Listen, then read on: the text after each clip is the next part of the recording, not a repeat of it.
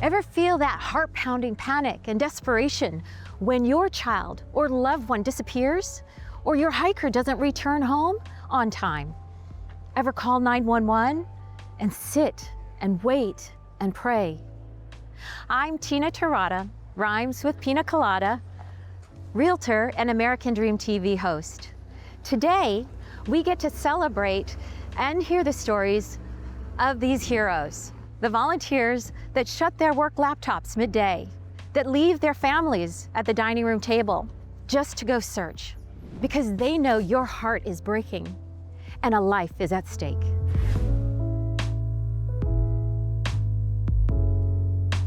I'm with Carrie Lee Gagnon. She is the Executive Director of King County Search and Rescue, the whole shebang.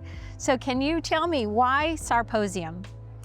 Sarposium matters because it brings the volunteers, the stories, the aircraft, people together to understand what it really means to bring a loved one home. And SAR needs a home. Yeah. You want to talk to us about that?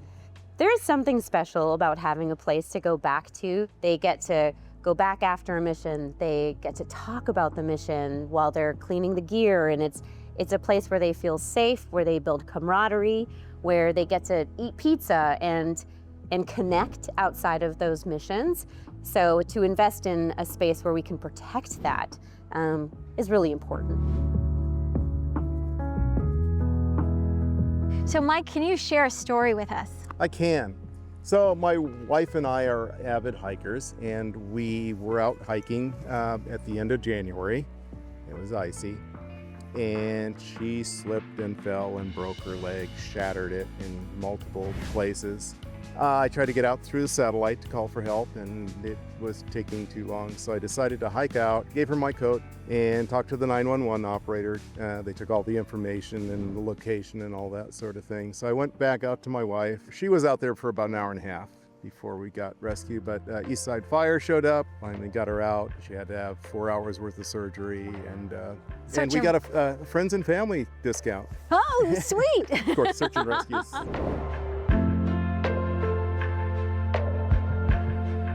We had a young male who unfortunately suffered a fatal injury. It was on a difficult trail, really rainy conditions. It was steep, slippery, muddy.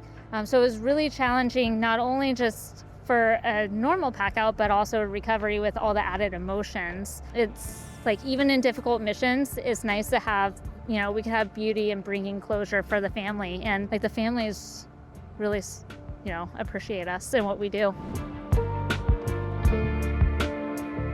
So I drove down to the waterfront, kind of searched out the areas that were of high interest to someone who might be out walking. Didn't find anything. So turned around and started heading back toward our command post, and out of the corner of my eye, I saw some movement. And I'll never forget, I quickly stopped the vehicle, backed up a little bit, rolled down the window, and called out our subject's name, and his head snapped up to me.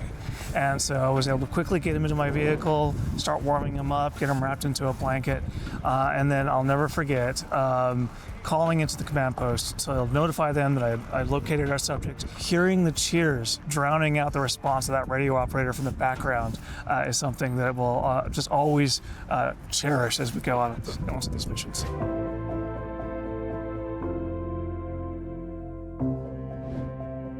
King County Search and Rescue volunteers give their heart and soul. They use their own vehicles, they use their own equipment, they buy their own gas, and they drop everything to search.